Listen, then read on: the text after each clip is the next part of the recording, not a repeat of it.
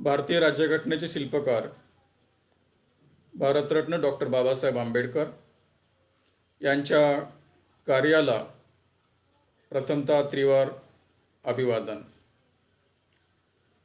मित्रहो, आज आपण आधार फाउंडेशन सोलापूर संयोजित व्याख्यानमालेमध्ये सहभागी होत आहोत आणि त्याबद्दल मला आपल्यासोबत येत असताना आणि आपण दिलेल्या नियोजित विषयावर आपल्यासोबत संवाद करत असताना फार हर्ष होतो आहे। मी आधार फाउंडेशनच्या सर्व टीमचे आणि त्यांच्या सर्व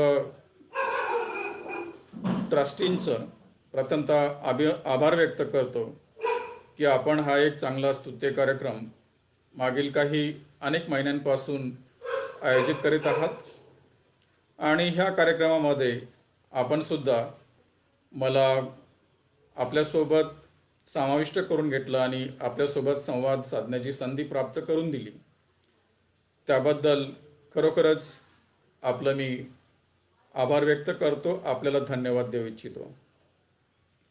त्यासोबतच मी इथे दोन लोकांचा खास करून उल्लेख करणं अपेक्षित आहे आणि ते म्हणजे ह्या आधार फाउंडेशनचे प्रमुख संयोजक डॉक्टर धम्मपाल माशळकर आणि माझे मित्र आणि ह्या व्याख्यानाचे समन्वयक आयुष्मान संजय पायकराव। आपण मला ह्या पेजवर पाचारण केलं त्याबद्दल व्यक्तिशः मी आपले खरोखरच आभार व्यक्त क्रमप्राप्त आहे। आजच्या आपल्या नियोजित व्याख्यानाचा विषय डॉक्टर बाबासाहेब आंबेडकरांनी करून दिलेली संविधानाची ओळख असा आहे। माझे मित्र संजय पायकराव साहेबांनी मला संविधानाची ओळख अशा विषयावर व्याख्यान द्यावं असं सूचित केलं होतं, परंतु संविधानाची ओळख ही डॉक्टर बाबासाहेब आंबेडकरांच्या विचारातून व्हावी असं मला व्यक्तिशः वाटलं आणि मग आम्ही दोघांच्या चर्चेमधून डॉक्टर बाबासाहेब आंबेडकरांनी करून दिलेली संविधानाची ओळख हा असा विषय आजच्या या व्याख्यानासाठी नियोजित केलेला आहे। आणि आजच्या या व्याख्यानामध्ये विषय प्रतिपादन करत असताना मी जे विचार व्यक्त करणार आहे त्या अनुषंगाने मी प्रथमतः एक गोष्ट स्पष्ट करू इच्छितो की हे विचार कोणत्याही संघटनेचे संस्थेचे प्रातिनिधिक स्वरूपातले नसतील। जे थोडक्यात अभ्यास करीत असताना मला जाणवलं त्या अनुषंगाने ते मी आपल्यासमोर व्यक्त करण्याचा प्रयत्न करणार आहे। आणि आजच्या या व्याख्यानामध्ये मुख्यत्वे करून तीन बाबीवर मी आपल्यासोबत संवाद साधणार आहे। त्या म्हणजे संविधान म्हणजे काय,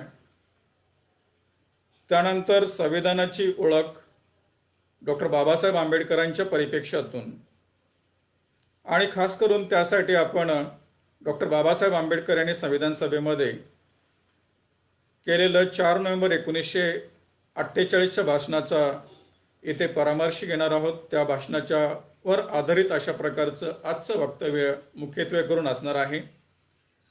आणि शेवटी संविधान चांगले की वाईट हा सुद्धा डॉक्टर बाबासाहेब आंबेडकरांचा विचार घेऊनच तो बिंदू आपल्यासमोर मी प्रतिपादन करेन। आणि त्यासाठी डॉक्टर बाबासाहेब आंबेडकरांनी संविधान सभेमध्ये दिलेलं 25 नोव्हेंबर 1949चं भाषण ह्यामधून मी काही बाबासाहेबांचे विचार आपल्यासमोर मांडण्याचा प्रयत्न करेन आणि मग त्यानंतर आपल्या ह्या व्याख्यानाचा समारोप होईल। मित्रांनो, आपल्याला माहिती आहे की डॉक्टर बाबासाहेब आंबेडकरांनी आपल्या संविधान निर्मितीचा इतिहास त्यांच्या आपल्या 25 नोव्हेंबर 1949च्या भाषणामध्ये संविधान सभेसमोर सांगितलेला होता आणि त्यानुसार संविधान सभेने 2 वर्षे 11 महिने आणि 18 दिवस एवढा कार्यकाल संविधान निर्मितीसाठी घेतला. परंतु प्रत्यक्षात संविधान सभेचं शेवटचं सत्र जे झालं होतं 24 जानेवारी 1950 आणि पहिलं सत्र जे होतं 9 डिसेंबर 1946, इथून या दोन्ही दिवसांना गृहीत धरून 3 वर्षे 1 महिना आणि 16 दिवस असा पूर्ण कार्यकाल होतो. मी नेहमीच हे व्याख्यानामध्ये स्पष्ट करत असतो. म्हणजे अर्थातच आपल्या संविधानाला संविधान सभेला निर्माण करण्यासाठी 3 वर्षे लागलेली आहेत. आज संविधान अंमलात येऊन 10 दशकं पूर्ण झालेली आहेत, 70 वर्षे पूर्ण झालेली आहेत. आपल्या संविधानामध्ये एकंदरीत 395 एवढे अनुच्छेद आहेत किंवा आर्टिकल्स आहेत किंवा कलम आहेत आणि ते 22 भागांमधून आपल्या संविधानामध्ये मांडण्यात आलेली आहेत. आपल्या संविधानाला एक प्रास्ताविकसुद्धा आहे आणि त्यासोबतच 12 परिशिष्टे जोडण्यात आलेली आहेत. आम्ही ज्या वेळेला संविधानाची ओळख ह्या विषयावर वक्तव्य सादर करत असतो त्यावेळेला आपण संविधानाचे ठळक वैशिष्ट्ये हे प्रेक्षकांसमोर, अभ्यासकांसमोर चर्चेला आणत असतो आणि मग अभ्यासकांच्या मतानुसार आपल्या संविधानाचे अनेक अशा प्रकारचे वैशिष्ट्ये आहेत. ते सुद्धा आजच्या या विवेचनामध्ये डॉक्टर बाबासाहेब आंबेडकरांच्या परिप्रेक्ष्यातून, विचारातून इथे अंतर्भूत करण्याचा मी प्रयत्न करणार आहे. आणि त्यासोबतच डॉक्टर बाबासाहेब आंबेडकरांनी जे वैशिष्ट्ये आपल्या संविधानाची, म्हणजेच मसुदा संविधानाची वैशिष्ट्ये आपल्या 4 नोव्हेंबर 1948च्या भाषणामध्ये प्रतिपादन केली होती आणि अगोदरच मी आपल्याला विदित केल्याप्रमाणे त्यावर आधारित अशा प्रकारचं हे आजचं व्याख्यान असणार आहे. आणि ही वैशिष्ट्ये अभ्यासक जे मांडतात त्यामध्ये अनेक बाबीचा उल्लेख होतो. पण आजच्या व्याख्यानामध्ये मला वाटतं हे व्याख्यान आपण डॉक्टर बाबासाहेब आंबेडकरांच्या विचारांना, त्यांच्या संवैधानिक तत्त्वज्ञानाला समर्पित करणार आहोत आणि म्हणून डॉक्टर बाबासाहेब आंबेडकरांचे विचारच एक धागा मानून आपण आजचं व्याख्यान पुढे नेणार आहोत. तर ह्यासाठी पहिल्यांदा संविधान म्हणजे काय ह्या पहिल्या मुद्द्याकडे मी व्याख्यानाच्या प्रत्यक्ष येण्याचा प्रयत्न करेन. ज्यावेळेला संविधानाच्या परिभाषा केल्या जातात, अभ्यासक अनेक प्रकारच्या परिभाषा करतात आणि अगदी सोप्या ते फॉर्मल किंवा किचकट अशा परिभाषांपर्यंत अभ्यासक त्या व्याख्यांना घेऊन जात असतात. संविधानाचे काही अभ्यासक संविधानाची व्याख्या करत असताना म्हणतात की constitution is a solemn resolution of the people by which they want to govern their state. ही व्याख्या बोलिंगब्रुक यांनी केलेली आणि त्यांचं म्हणणं असं आहे की संविधान हे एक लोकांनी केलेला दृढ निश्चय असतो ज्यायोगे ते आपला देश चालू इच्छितात. फिलिप्स आणि वेड ह्या संविधानाच्या अभ्यासकांच्या मतानुसार Constitution is a document having legal sanctity which sets out the principal organ of the government and establishes principal organs of the government and which establishes the principles of their governance. थोडक्यात Philips आणि वेड यांच्या मतानुसार संविधान एक दस्तावेज असतो ज्या अंतर्गत सरकारचे किंवा सरकार यंत्रणेचे, कार्यकारी मंडळाचे 3 मूलभूत अवयव प्रस्थापित केले जातात आणि ते कोणत्याद्वारे, कोणत्या तत्वाद्वारे संचलित व्हावेत हे तत्वसुद्धा संविधान देत असतं असं त्यांना म्हणायचं आहे. जेव्हा आपण डॉक्टर बाबासाहेब आंबेडकरांच्या संविधानाच्या व्याख्येचा विचार करतो, डॉक्टर बाबासाहेब आंबेडकरांनी संविधान सभेमध्ये 17 सप्टेंबर 1949ला आपल्या मसुदा समितीच्या अंतर्गत जे भाषण दिलं होतं आणि संविधानामधील आजच्या 368 म्हणजे सुधारणाविषयक कलमाचा परामर्श घेत असताना आणि त्या ड्राफ्ट कॉन्स्टिट्यूशनच्या 304 आर्टिकलवर बोलत असताना डॉक्टर बाबासाहेब आंबेडकरांनी संविधानाची फार चांगली अशा प्रकारची व्याख्या केलेली आहे. आपण ती संविधान सभेचे वादविवाद खंड 9 पेज नंबर 1664 वर अभ्यास करू शकता. अभ्यासकाने ती जरूर वाचावी. त्याचा मराठी अनुवाद करण्याचा मी प्रयत्न केलेला आहे. आणि ह्यामध्ये डॉक्टर बाबासाहेब आंबेडकर संविधानाला परिभाषित करत असताना म्हणतात की संविधान हा एक मूलभूत दस्तावेज आहे. बाबासाहेबांच्या विचाराप्रमाणे संविधान हा एक मूलभूत दस्तावेज असतो. आणि पुढे ते असं म्हणतात की तो असा दस्तावेज आहे की जो कार्यकारी मंडळ, न्यायमंडळ व विधिमंडळ ह्या राज्याच्या 3 अवयवांचे स्थान व अधिकार निश्चित करते. म्हणजे मुळात संविधान हे सरकारच्या मुळात 3 अवयवांचं स्थान आणि अधिकार निश्चित करत असतं. ही 3 अवयव कोणते असतात सरकारचे? तर ते असतात कार्यकारी मंडळ, न्यायमंडळ आणि विधिमंडळ. त्यासोबत बाबासाहेब पुढे असं म्हणतात की संविधान आणखी काय करू इच्छितं? ते नागरिकांचे प्रतिसुद्धा कार्यकारी मंडळ व विधिमंडळाचे अधिकार निश्चित करते.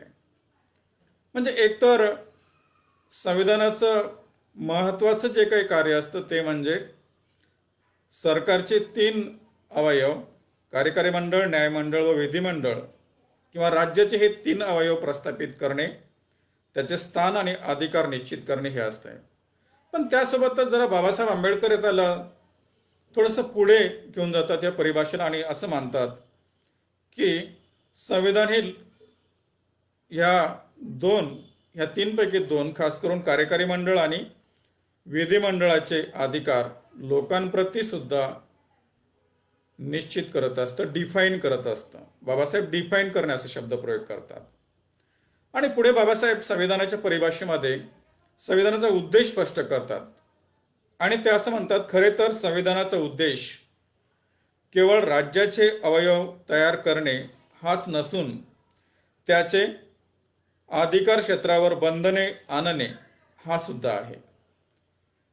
आणि त्याचं कारण ते असं देतात की ही बंधने नसली तर पूर्णतः जुलूम आणि दडपशाही प्रस्थापित होईल. म्हणजे डॉक्टर बाबासाहेब आंबेडकरांच्या संविधानाच्या संकल्पनेमध्ये ह्या मुख्यत्वे 3 गोष्टीचा विचार आपण करत असतो. ह्या जर समजून घेतल्या तरच मग डॉक्टर बाबासाहेब आंबेडकरांच्या संकल्पनेतील संविधान आणि मग आपल्या आजच्या या विषयाच्या अनुषंगाने संविधानाची ओळख आपल्याला करता येऊ शकेल. डॉक्टर बाबासाहेबांच्या मताप्रमाणे मी जसं अगोदर सांगितलं की संविधान एक दस्तावेज आहे जो मूलभूत अशा प्रकारचा असतो आणि ते राज्याचे 3 मूलभूत अंग यांचं स्थान आणि अधिकार निश्चित करतं. त्यासोबतच लोकांप्रती असलेले कार्यकारी मंडळ आणि विधिमंडळाचे अधिकार निश्चित करत असतं. पण केवळ संविधानाचा उद्देश हा हे राज्याचे 3 अंगच प्रस्थापित करावेत असं राहत नाही, तर त्यांच्या अधिकारावर बंधने आणणे हा सुद्धा असतो. म्हणजे याचा अर्थ कशासाठी बंधने आणावीत? ती बंधने जर आणली नाही, बाबासाहेब असं म्हणतात, तर एक जुलूम आणि दडपशाहीची व्यवस्था प्रस्थापित होईल. त्यामुळं त्यांच्यावरही निर्बंध असणं गरजेचे असतात. ज्यावेळेला आपण संविधानाची परिभाषा अशा ह्या 2-3 प्रकारे बघितली तर एक गोष्ट इथे आपल्याला पहिल्या मुद्द्याचं सार करत असताना अशी जाणवेल की संविधान एक दस्तावेज असतात आणि संविधान हे राज्याचे 3 अंग प्रस्थापित करतात. त्यासोबतच ते 3ही राज्याचे अवयव कोणत्या तत्वानुसार चालावेत हे तत्वसुद्धा देत असतात.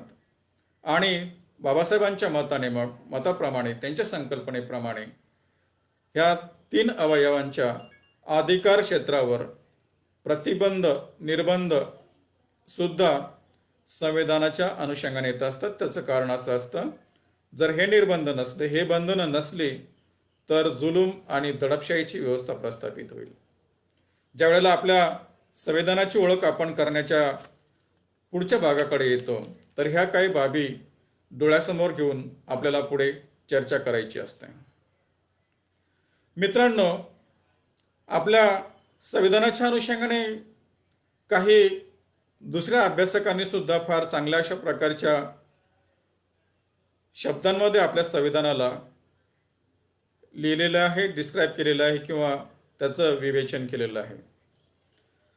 मी नेहमीच ग्रॅन्युअल ऑस्टिन ह्या विचारवंताचा उल्लेख करत असतो आणि ग्रॅन्युअल ऑस्टिन यांच्या मताप्रमाणे आपलं संविधान हे एक सामाजिक क्रांतीचा जाहीरनामा आहे.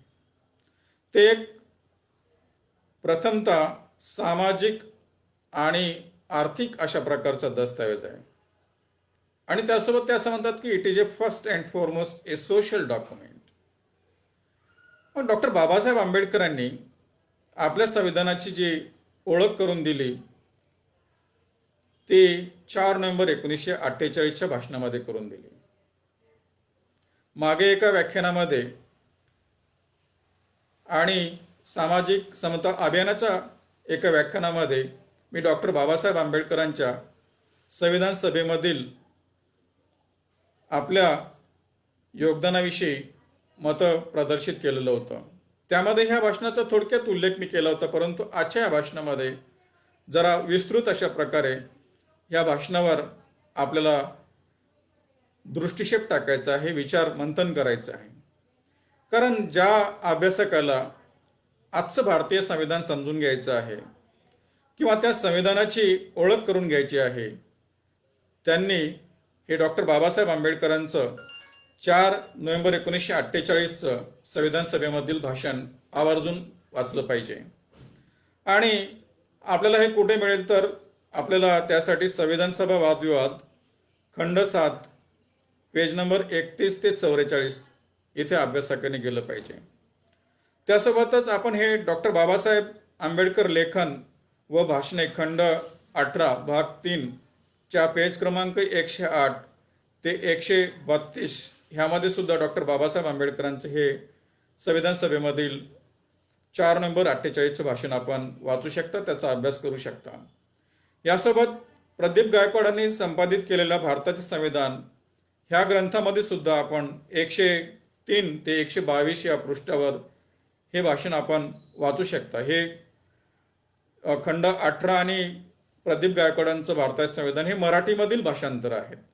संविधान सभेचे खंड कॉन्स्टिट्यूंट असेंब्ली डिबेट्स हे इंग्लिशमध्ये आहेत. या तिन्हीचा आपण सारासार अभ्यास केला पाहिजे. ह्या दोन्हीही मराठी भाषांतरांमध्ये मला जे जाणवलं ते बऱ्याच प्रमाणामध्ये दोन्ही भाषांतरांमध्ये शब्दरचनेमध्ये आशयामध्ये बराच फरक आहे, परंतु मूळ जो स्रोत आहे डॉक्टर बाबासाहेब आंबेडकरांच्या भाषणाचा तो आहे कॉन्स्टिट्यूंट असेंब्ली डिबेट्स खंड 9 आणि त्याचं पेज नंबर 31 ते 44. मित्रांनो, आपल्याला हे माहिती आहे की भारताच्या संविधानाला जे प्रास्ताविक आहे त्या प्रास्ताविकेमधून आपण तसं पाहिलं तर संविधानामध्ये डोकावू शकतो, त्यामध्ये काय आहे ते पाहू शकतो. आणि अभ्यासकांच्या मताने ही प्रास्ताविका एखाद्या घराला असलेल्या खिडकीचं काम करत असते. आपण त्या घरामध्ये न जाता प्रत्यक्षात खिडकीमधून डोकावून ते घर कसं आहे त्याचा आपण लेखाजोखा घेऊ शकतो, त्या प्रकारची ही प्रास्ताविका असते. आणि डॉक्टर बाबासाहेब आंबेडकरांनी आपल्या संविधानाला ही एक प्रास्ताविका जोडलेली आहे. ती प्रास्ताविका आपल्या संविधानाचा अविभाज्य भाग आहे. आणि ह्या प्रास्ताविकेमध्ये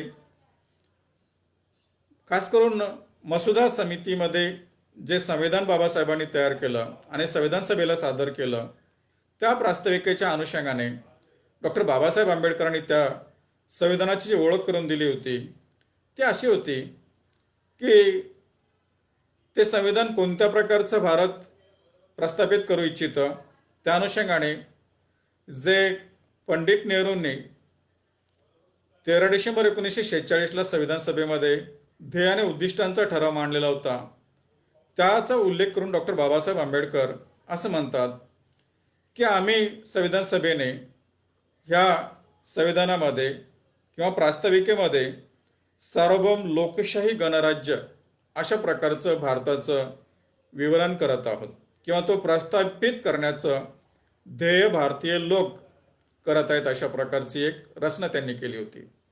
मी इथे त्या प्रस्ताविकेच्या सर्व शब्दशः इंटरप्रिटेशनमध्ये जाण्याचं आज मी ठरवलं नाही आहे. अनेक व्याख्यानांमधून आपण वक्त्यांकडून प्रास्ताविक काय म्हणतं आणि आम्ही भारतीय लोक पासून तर मग स्वतःपर्यंत अर्पण करीत आहोत इथपर्यंत अभ्यासक त्याचं विवेचन करत असतात. मी जरा त्याला मुद्दामच इथे थोडंसं संक्षिप्त करण्याचा विचार केलेला आहे. आणि प्रास्ताविकेमध्ये बाबासाहेबांनी 3 शब्दाची रचना केली होती. ते होते सार्वभौम लोकशाही गणराज्य. ह्यासोबतच आपल्या संविधानामध्ये जे प्रास्ताविकेमध्ये आपल्या दृष्टिक्षेपात पडतं की संविधानाचे 4 मूलाधार आहेत. एक म्हणजे न्याय, दुसरं स्वातंत्र्य, तिसरं समता आणि चौथं बंधुता. त्या प्रत्येक व्हॅल्यूजला, मूल्याला आपलं आपलं फार मोठं महत्त्वाचं स्थान आहे. त्याची मांडणी करत असताना फार काळजीपूर्वक अशा प्रकारची आपल्याला मांडणी करायची गरज असते. ह्या 4 गोष्टीमध्ये न्यायाला प्रथम स्थान आहे. लक्षात घ्या, जस्टिस.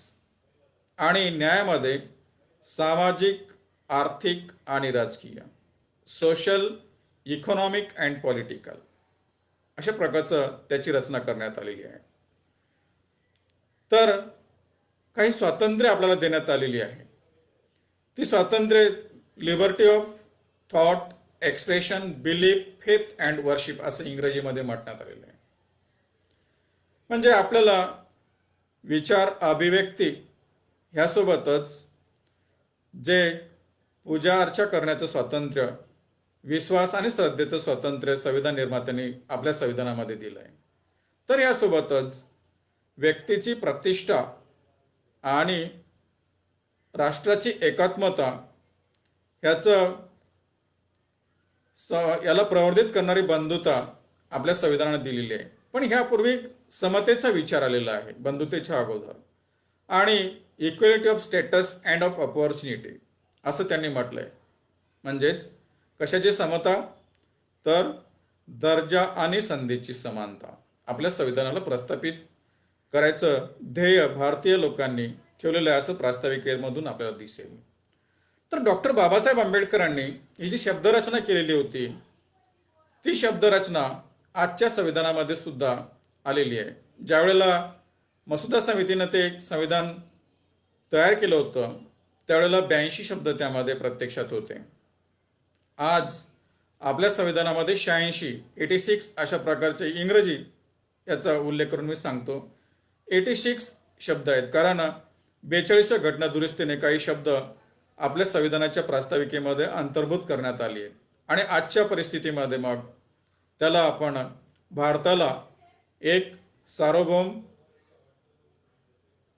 त्याच्यासोबतच लोकशाही गणराज्य याच्यासोबत दुसरे 2 शब्द जे अंतर्भूत केले ते सामाजिक आणि त्यासोबतच धर्मनिरपेक्ष असे 2 शब्द त्यामध्ये आलेत. आणि खाली मग राष्ट्राची एकता आणि एकात्मता हा शब्द आलेला आहे. पहिले राष्ट्राची एकता असा शब्द होता. तर संविधानामध्ये आजपर्यंत अनेक दुरुस्त्या झाल्या आहेत. 104 दुरुस्त्या आपल्या संविधानामध्ये आल्यात. त्यापैकी 42व्या घटना दुरुस्तीमध्ये संविधानाचं प्रास्ताविक सुद्धा आपण त्याच्यामध्ये संशोधन आणलं आणि दुरुस्त केलेलं होतं. तर ह्यामध्ये जे व्हॅल्यूज, जे मूल्य आपल्या संविधानाचे ध्वनित होतात ते 4 अशा प्रकारचे आहेत. न्याय, स्वातंत्र्य, समता आणि बंधुता.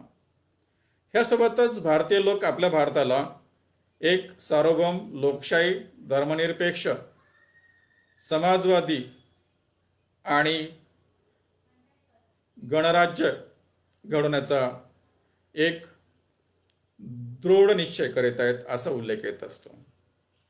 तर हे आपल्या प्रास्ताविकेच्या बाबतीमध्ये झालं. परंतु बाबासाहेब आंबेडकरांचा विचार आपण येथे लक्षात घेत आहोत. आणि डॉक्टर बाबासाहेब आंबेडकरांनी आपल्या 21 फेब्रुवारी 1948च्या पत्रामध्ये जे संविधान सभेच्या अध्यक्षांना सादर केलं होतं त्या पत्रामध्ये ह्या प्रास्ताविकेविषयी काही विवेचन केलं आहे आणि त्या विवेचनामध्ये जाणीवपूर्वक त्यांनी बंधुता ह्या मूल्यावर जोर दिलेला होता आणि त्यांची अशी धारणा होती की आजच्या परिस्थितीमध्ये बंधुता ह्या मूल्याला फार मोठं महत्त्व असल्यामुळं ड्राफ्टिंग कमिटीने किंवा मसुदा समितीने ते मूल्य ह्या संविधानाच्या प्रास्ताविकेमध्ये आणण्याचा प्रयत्न केला आहे. कारण बंधुता आजच्या परिस्थितीमध्ये सुद्धा बंधुता ह्या मूल्याला फार मोठं महत्त्व आहे असं मला वाटतं.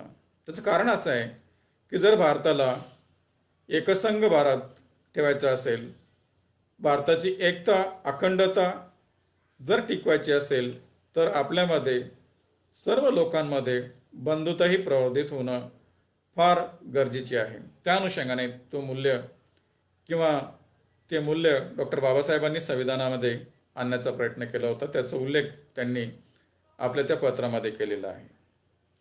तर डॉक्टर बाबासाहेब आंबेडकर संविधानाची ओळख करत असताना 4 नोव्हेंबर 1948च्या भाषणामध्ये कशा प्रकारे ओळख करून देतात त्यावर मी इथे खास जास्त विचार व्यक्त करण्याचा प्रयत्न करीत आहे.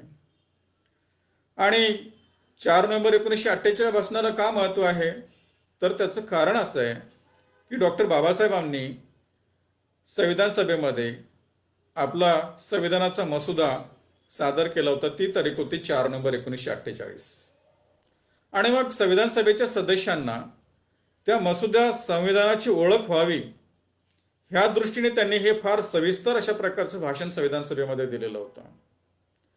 ह्यासोबत 3 अशा प्रकारचे अनेक्षर्स जोडपत्र सुद्धा बाबासाहेबांनी लावलेली आहेत. ते आपण आवर्जून मी वर उल्लेख दिलेल्या संविधान सभेच्या वादविवाद खंड 7 मध्ये आपण ते वाचले पाहिजेत. आणि संविधान सभेला सांगत असताना त्या मसुदा संविधानाची ओळख डॉक्टर बाबासाहेब करून देत असताना खालील अनेक मुद्द्यांचा उल्लेख केला आहे. ज्यावेळेला आपण आजच्या संविधानाचा विचार करत असतो, आजचं संविधान डॉक्टर बाबासाहेब आंबेडकरांच्या त्या मसुदा संविधानाच्या आधारावरच मुख्यत्वे करून आधारभूत आहे. हे नक्की आहे की संविधान सभेने त्यामधील प्रत्येक अनुच्छेदावर विचार केला, फार सविस्तर अशा प्रकारची मीमांसा केली आणि त्यामध्ये अनेक दुरुस्त्या आणलेल्या होत्या. त्यासोबतच मसुदा समितीने सुद्धा अनेक दुरुस्त्या त्या संविधानामध्ये पुढे चर्चा करताना आणल्या होत्या. 114 दिवस सर्वसाधारणपणे ह्या मसुद्यावर संविधान सभेमध्ये चर्चा झालेली होती आणि त्या चर्चेमधून आपलं आजचं संविधान हे 26 नोव्हेंबर 1949ला संविधान सभेने स्वीकारलं होतं. पण ज्यावेळेस आपण ह्या दोन्ही संविधानाचे ठळक वैशिष्ट्यांचा अभ्यास करत असतो, आपल्या लक्षात असं येईल की आजच्या संविधानाचे वैशिष्ट्य हे मुख्यत्वे करून आपल्याला त्या मसुदा संविधानाचे वैशिष्ट्य हे आजच्या संविधानाचे वैशिष्ट्य आहेत असं मानायला बराच अशा प्रकारचा स्कोप असतो, त्याची व्याप्ती असते. त्याचं कारण असं आहे की मूलाधार आजच्या संविधानाचं ते ड्राफ्ट कॉन्स्टिट्यूशन आहे, मसुदा संविधान आहे. म्हणून आजच्या या व्याख्यानासाठी मी डॉक्टर बाबासाहेब आंबेडकरांनी मसुदा संविधानाचे जे सांगितलेले ठळक वैशिष्ट्य आहेत त्याच्यावर विचारमंथन करण्याचं नियोजित केलेलं होतं. आजच्या संविधानाचे सुद्धा तेच ठळक वैशिष्ट्ये आहेत असं मला वाटतं. मग डॉक्टर बाबासाहेबांनीच सांगितलेले ठळक वैशिष्ट्य आपण का विचार करावेत तर ज्या अर्थी आपण डॉक्टर बाबासाहेब आंबेडकर यांना संविधानाचे पितामह मानत असतो किंवा काही अभ्यासकांच्या मते डॉक्टर बाबासाहेब आंबेडकर हे संविधानाचे माता आहेत. Doctor Babasaheb Ambedkar as a father of constitution and doctor Babasaheb Ambedkar as a mother of constitution. मला वाटतं ह्या जगामध्ये एखाद्या व्यक्तीविषयी जास्त चांगल्यापैकी माहिती असलेली जर कोणती व्यक्ती असेल तर ती असते त्याची माता किंवा त्याचा पिता. किंबहुना त्याच्या मातेच्या व्यतिरिक्त इतर कोणी त्या व्यक्तीविषयी त्या व्यक्तीची ओळख चांगल्या प्रकारे करून देऊ शकत नाही अशी माझी धारणा आहे. आणि म्हणून मला असं वाटलं की डॉक्टर बाबासाहेब आंबेडकर यांनीच आपल्या संविधानाची कशा प्रकारे ओळख करून दिली, ती ओळखच आपण आजच्या या प्रेक्षक समूहासमोर मांडली पाहिजे. दुसरा उद्देश माझा असाही होता की डॉक्टर बाबासाहेब आंबेडकरांच्या परिप्रेक्ष्यातून संविधानाच्या अर्थबोधाकडे आपण गेलं पाहिजे आणि त्यासोबतच डॉक्टर बाबासाहेब आंबेडकरांच्या त्या विचारांचं सुद्धा विचारमंथन त्याच्यावर झालं पाहिजे, त्याचं अवलोकन झालं पाहिजे, त्याचा अभ्यास झाला पाहिजे. हा सुद्धा त्यासोबतचा माझा एक उद्देश आजच्या या व्याख्यानामध्ये होता. ह्या 4 नोव्हेंबर 1948च्या भाषणामध्ये डॉक्टर बाबासाहेब आंबेडकरांनी आपल्या संविधानाची जी ठळक वैशिष्ट्ये सांगितली, ओळख करून घेत असताना आपल्या संविधानाची त्याच्याकडे आपण प्रकर्षाने जाणं गरजेचं आहे असं मला वाटतं. डॉक्टर बाबासाहेब आंबेडकर आपल्या संविधानाला एक असाधारण दस्तावेज मानतात. फॉर्मिडेबल डॉक्युमेंट असं त्याला ते मानतात. त्याचं कारण काय असलं पाहिजे, त्याचे कारण हे पुढच्या विवेचनामधून आपल्याला कळेलच.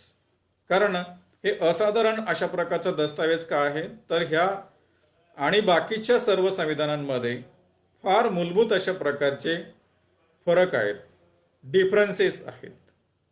डॉक्टर बाबासाहेब आंबेडकरांनी संविधान सभेमध्ये ते मसुदा संविधान सादर करत असताना अनेक संविधानासोबत त्याची तुलना संविधान सभेला करून दाखवली होती.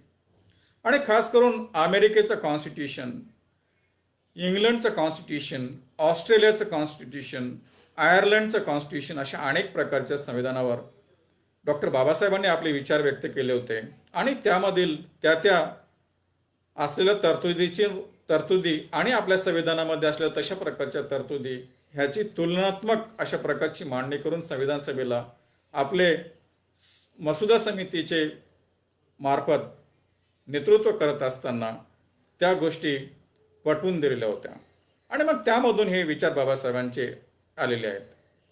डॉक्टर बाबासाहेब आंबेडकर इतर संविधानाच्या तुलनेमध्ये आपलं हे संविधान अधिक विस्तृत अशा प्रकारचं असं ते मांडतात. बल्की असा शब्दप्रयोग ते इंग्लिशमध्ये करतात. त्याची कारणं काय असली पाहिजेत, कारण इतर देशांचा संविधानाचा अभ्यास करत असताना आपल्या जर लक्षात आलं आणि डॉक्टर बाबासाहेबांच्या भाषणामध्ये आपण ते वाचलं तर आपल्या लक्षात येईल की काही देशाचे संविधान हे फार छोट्या अशा प्रकारचे आहेत, परंतु आपलं संविधान हे फार विस्तृत अशा प्रकारचं आहे, बल्की अशा प्रकारचं आहे, फार मोठ्या अशा प्रकारचं संविधान आपलं आहे. त्याचे कारण असे आहेत की सविस्तर अशा प्रकारच्या तरतुदी आपल्या संविधानामध्ये आहेत.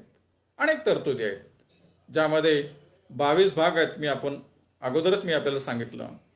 395 कलम आहेत, मी अगोदरच आपल्याला सांगितलं. म्हणजे आपलं संविधान हे केवळ केंद्राचं संविधान नाही, लक्षात घ्या, हे राज्यांचं सुद्धा संविधान त्या संविधानामध्येच अंतर्भूत केलेलं आहे. शक्यतोवर बाकीच्या संविधानांमध्ये जे फेडरल स्टेट असतात त्यामध्ये त्यांच्या फेडरल स्तरावर किंवा सेंटर स्तरावर जे यंत्रणा असते त्याचं संविधान वेगळं असतं आणि त्यांच्या प्रांतीय व्यवस्थांचं राज्यांचं संविधान वेगळं असतं.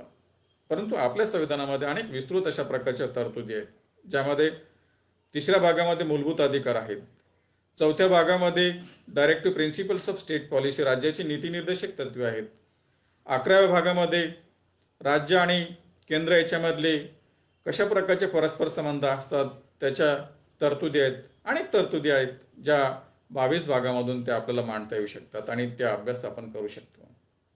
पण डॉक्टर बाबासाहेब आंबेडकरांच्या विचारामधून आपल्या संविधानाची ओळख आपण करून घेत आहोत आणि त्यासाठी मग पुढच्या भागाकडे येत असताना आपण काही बाबी लक्षात घेत आहोत.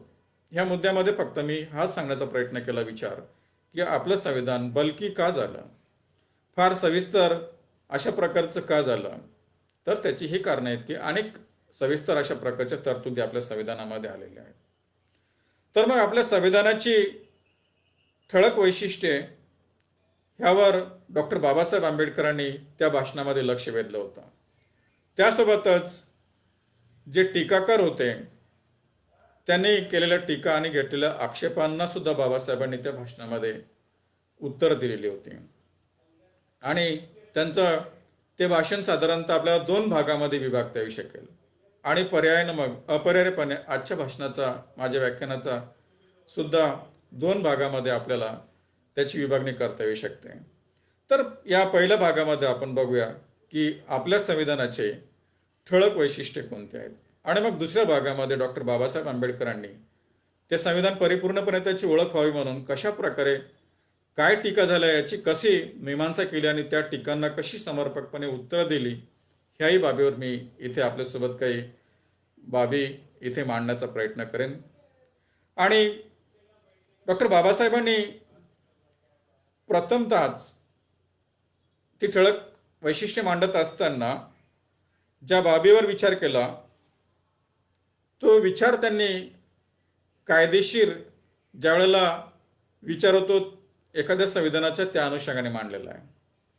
आणि त्यांनी तो विचार मांडला की जर एखाद्या संविधान कायद्याच्या विद्यार्थ्याच्या हातामध्ये एखादी संविधानाची प्रत दिली तर त्याच्या मनामध्ये किंवा त्याच्या समोर पहिल्यांदा 2 प्रश्न उपस्थित होत असतात. आणि ते 2 प्रश्न कोणते असतात तर त्याच्यामधील पहिला प्रश्न असा असतो की संविधानाला शासनाचा कोणता प्रकार अभिप्रेत आहे. आणि दुसरा प्रश्न त्याच्या समोर असतो की संविधानाचे स्वरूप कोणते आहे. मित्र, संविधानाचा विचार करत असताना हे खरोखरच फार मूलभूत अशा प्रकारचे प्रश्न आहेत. बाबासाहेब आंबेडकर त्याला क्रुशियल अशा प्रकारचा शब्दप्रयोग करतात. आणि त्या दोन्ही प्रश्नाचं उत्तर बाबासाहेब मग त्या आपल्या व्याख्यानामध्ये किंवा 4 नोव्हेंबर 1948च्या भाषणामध्ये संविधान सभेला देतात. तर पहिला प्रश्न जो होता की संविधानाला शासनाचा कोणता प्रकार अभिप्रेत आहे. ज्यावेळेस आपण अभ्यास करतो संविधानाचा तर पहिला प्रश्न आपल्या समोर असतो की त्या संविधानामध्ये शासनाचा कोणता प्रकार अभिप्रेत आहे. मग आपल्या संविधानामध्ये, भारताच्या संविधानामध्ये कोणत्या प्रकारच्या शासन प्रणालीचा आपण उल्लेख केलेला आहे किंवा पुरस्कार केलेला आहे, स्वीकार केलेला आहे, त्या अनुषंगाने बाबासाहेब त्यावर आपलं सविस्तर विवेचन करतात. आणि त्यामध्ये ते दोन्ही प्रकारच्या प्रणालीचा विचार मांडतात. त्याची तुलना करत असताना अमेरिकेला जे संविधान आहे त्याचा खास करून विचार तो मांडतात, बाबासाहेब मांडतात. आणि बाबासाहेब मग याचं विषय प्रतिपादन करत असताना असं मांडतात की अमेरिकेमध्ये जशी अध्यक्षीय शासन प्रणाली आहे आणि इंग्लंडमध्ये जशी संसदीय अशा प्रकारची शासन प्रणाली आहे, त्या दोन्हीची तुलना बाबासाहेब करतात आपल्या संविधानाच्या अंतर्गत असलेल्या शासनाच्या प्रकाराच्या अनुषंगाने. मग आपल्या संविधानामध्ये कशा प्रकारे कोणती शासन प्रणाली आपण स्वीकारलेली आहे तो विचार बाबासाहेब मांडतात. आणि मग अमेरिकेच्या घटनेमध्ये जसं प्रेसिडेंट असतो, अध्यक्ष असतो किंवा राष्ट्रपती असतो, आपल्या संविधानामध्ये सुद्धा राष्ट्रपती आहे असं बाबासाहेब मानतात. परंतु भिन्नता त्या दोन्ही राष्ट्रपतीमध्ये जी आहे ती कशा प्रकारची आहे त्यावर ते सविस्तर अशा प्रकारचे मतं मांडतात. आणि केवळ प्रेसिडेंट किंवा राष्ट्रपती हा शब्द जर सोडला तर मग दुसरं कोणतेही साम्य अमेरिकेचं कॉन्स्टिट्यूशन आणि आपल्या राष्ट्रपतीमध्ये, आपल्या संविधानामध्ये असलेला राष्ट्रपती याच्यामध्ये असत नाही. कारण इंग्लंडच्या कॉन्स्टिट्यूशनमध्ये ज्याप्रमाणे किंग असतो त्याप्रमाणे मग आपला राष्ट्रपती हा संविधानांतर्गत एक आपला राज्याचा संवैधानिक हेड असतो. खरं पाहिलं तर आपल्या संविधानाअंतर्गत जी संसदीय लोकशाही आपण घेतलेली आहे त्यामध्ये जो राज्याचा हेड आहे किंवा प्रमुख आहे, हेड ऑफ द स्टेट ज्याला आपण म्हणतो, तो आहे प्रेसिडेंट, जो असतो संवैधानिक हेड. आणि खऱ्या अर्थानं कार्यकारी प्रमुख जो असतो तो असतो पंतप्रधान. म्हणजे अमेरिकेमध्ये राष्ट्रपती हा स्वतः आपल्या सरकारचा प्रमुख असतो, देशाचा प्रमुख असतो. तर इंग्लंडमध्ये पंतप्रधान असतो किंवा प्रधानमंत्री असतो. आपण अध्यक्षपद घेतलं परंतु त्याचे जे खरे कॉन्स्टिट्यूशनल स्टेटस जे आहे, संवैधानिक जे स्थान आहे ते आहे इंग्लंडमध्ये असलेल्या किंग प्रमाणे. आणि मग खऱ्या अर्थानं ते राज्यव्यवस्था आणि प्रशासन हे प्रधानमंत्री चालवत असतात अशी ती एक संकल्पना असते. पण आपण अध्यक्षीय पद्धती स्वीकार न करता सांसदीय पद्धतीचा का स्वीकार केला आपल्या संविधानामध्ये? आपण आपल्या संविधानामध्ये डोकावून बघितलं, आपण सांसदीय पद्धती स्वीकारलेली आहे. त्याचं कारण काय होतं?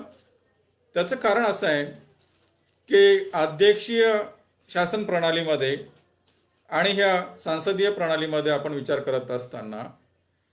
ह्याचं विवेचन फार सुंदर अशा प्रकारे ग्रॅन्युल ऑस्टिन यांनी केलं आहे.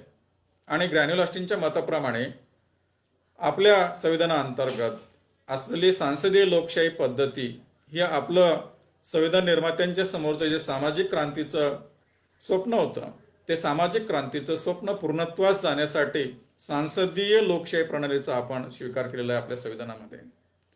आणि बाबासाहेब आंबेडकर त्याला आपल्या भाषणामध्ये खरं पाहिलं तर दुजोरा देतात. आणि बाबासाहेब आंबेडकर मग आपल्याला स्थिर सरकार पाहिजे का जबाबदार सरकार पाहिजे, आपल्या संविधानाअंतर्गत बाबासाहेब आंबेडकरांनी जे सरकार प्रस्थापित केलं आहे ते आहे जबाबदार सरकार. अमेरिकेमध्ये असतं स्थिर सरकार आणि इंग्लंडमध्ये असतं जबाबदार सरकार. तर आपल्याला सांसदीय लोकशाही पद्धतीमध्ये जशा प्रकारे जबाबदार सरकार इंग्लंडमध्ये आहे ती सांसदीय पद्धती आपण इथे स्वीकारण्याचा प्रयत्न केला. आपल्या संविधानाच्या तरतुदी आपण जर वाचल्या तर ते आपल्याला लक्षामध्ये येतील. कारण सांसदीय लोकशाही पद्धतीमध्ये सरकार हे मूलतः संसदेला जबाबदार असतं. कोणत्याही सरकारला संसदेमध्ये आपण केलेल्या कार्याविषयी किंवा सरकारच्या धोरणाविषयी उत्तर द्यायची असतात. अमेरिकेमध्ये अशा प्रकारची रचना नसते. अमेरिकेमध्ये एकदा का राष्ट्रपती आणि त्यांचं सरकार निवडून आलं असेल तर मग तिथे सिनेटमध्ये आणि काँग्रेसमध्ये त्यांच्यावर त्यांचा विश्वास आहे का नाही का अविश्वास आहे त्याच्याशी त्यांचा काही संबंध येत नाही. ते तेवढ्या 4 वर्षापर्यंत स्थिर असतं. भारतामध्ये अशी परिस्थिती नाही आहे. सरकारला संविधानाअंतर्गत आपल्या जबाबदार राहावं लागतं. ते लोकांना जबाबदार राहावं लागतं. म्हणजे खऱ्या अर्थानं लोकसभेला जबाबदार राहावं लागतं आणि लोकसभा ही लोकांचं प्रतिनिधित्व करते. ज्या वेळेला ह्या सरकारचा कोणत्याही लोकसभेमधील विश्वास कमी झाला असेल तर ते सरकार हे पुढे सरकार म्हणून कार्य करू शकत नाही, त्यांना रिझाईन करावं लागत असतं. जबाबदार सरकार अशा प्रकारचं असतं. आणि बाबासाहेब आंबेडकर असं म्हणतात की कार्यकारी मंडळाचा विचार करताना सांसदीय पद्धतीची शिफारस करून मसुदा संविधानाने स्थिरपेक्षा जबाबदारीच्या तत्वाला जास्त प्राधान्य दिलं आहे. या विवेचनामध्ये आपल्याला कळालंय की आपल्याला जास्त फोकस कशावर करायचा होता, जबाबदार सरकारवर. आपल्याला स्थिर सरकारपेक्षा जबाबदार सरकार यासाठी पाहिजे होतं की आपलं सामाजिक क्रांतीचं जे स्वप्न होतं ते पूर्णत्वास जाण्यासाठी ही सांसदीय अशा प्रकारची प्रणाली आपण आणली आणि मग त्यामधून हे जबाबदार सरकार प्रस्थापित करण्याचा आपण प्रयत्न केलेला आहे. दुसरा प्रश्न जो होता बाबासाहेबांनी मांडलेला तो होता की संविधानाचं स्वरूप कोणतं आहे. तर जगामध्ये जे संविधान आहेत, बाबासाहेबांनी आपल्या त्या भाषणामध्ये त्यांचा उल्लेख केला की जगामध्ये 2 प्रकारचे संविधान असतात, 2 स्वरूपाचे संविधान असतात. आणि ते असतात एकतर युनायटरी कॉन्स्टिट्यूशन आणि फेडरल कॉन्स्टिट्यूशन, ज्याला मराठी भाषेमध्ये या भाषांतरकारांनी एकसंघीय आणि संयुक्त संघीय अशा प्रकारे शब्दप्रयोग केले. मी आपल्याला ते जास्त चांगल्या प्रकारे समजण्यासाठी इंग्रजी शब्दप्रयोगच करण्याचं ठरवेन, युनायटरी कॉन्स्टिट्यूशन आणि फेडरल कॉन्स्टिट्यूशन. तर मग आपलं कॉन्स्टिट्यूशन, आपलं संविधान हे युनायटरी कॉन्स्टिट्यूशन आहे की फेडरल कॉन्स्टिट्यूशन आहे. डॉक्टर बाबासाहेब आंबेडकर त्यावर विचार मांडतात आणि मग ते असं म्हणतात की आपलं अर्थात ते त्याचे काय काय वैशिष्ट्य असतात ते मांडतात आणि आपलं संविधान जे आहे ते फेडरल कॉन्स्टिट्यूशन आहे असं बाबासाहेब मानतात. फेडरल कॉन्स्टिट्यूशनचे अनेक फीचर आम्ही संविधानामध्ये अभ्यास करत असताना मांडत असतो. खास करून कोणत्याही फेडरल कॉन्स्टिट्यूशनला नंबर 1 म्हणजे महत्त्वाची गोष्ट असते की ते कॉन्स्टिट्यूशन लिखित अशा प्रकारचं पाहिजेत. दुसरी गोष्ट ते कॉन्स्टिट्यूशनल सुप्रिमसी त्या संविधानामध्ये पाहिजेत. तिसरी गोष्ट म्हणजे त्या संविधानामध्ये अधिकारांची विभागणी झाली पाहिजे केंद्र आणि राज्यामध्ये. चौथी गोष्ट महत्त्वाची असते की ते संविधान हे ताठर असलं पाहिजे, रिजिड अशा प्रकारचं संविधान असलं पाहिजे आणि ते संविधान हे न्यायसंस्थेला अंतिम संविधानाचं जे काही अर्थभूत करायचं असतं तो अधिकार देत असतं, ज्याला आम्ही इंटरप्रिटेशन असं म्हणतो. अथॉरिटी टू द कोर्ट दिलेली असते. ह्या काही बाबी असलं तर ते संविधान आपलं जे असतं ते फेडरल असतं. आणि बाबासाहेब आंबेडकर आपल्या संविधानाला फेडरल कॉन्स्टिट्यूशन असं म्हणतात. अनेक संविधानाचे अभ्यासक आपल्या संविधानाला वेगवेगळ्या प्रकारचं डिस्क्राईब करतात. काही लोक त्याला क्वाझाय फेडरल असं म्हणतात. आणि त्याचं कारण असं आहे की आपल्या संविधानामध्ये डॉक्टर बाबासाहेब आंबेडकरांनी जे संविधान आपलं तयार केलं, पुढेही त्याचा उल्लेख आपल्याला बघायला मिळेलच की बाकीच्या फेडरेशनपेक्षा आपलं संविधानाचं फेडरेशन कशा प्रकारचं डिफरंट आहे आणि मग त्यामध्ये कशा प्रकारची युनायटरी तत्वसुद्धा आपण आत्मसात केलेली आहेत. त्या कारणामुळं अभ्यासक त्याला क्वाझाय फेडरल मानतात. पण बाबासाहेब आंबेडकर आपल्या संविधानाला फेडरल कॉन्स्टिट्यूशन असं मानतात.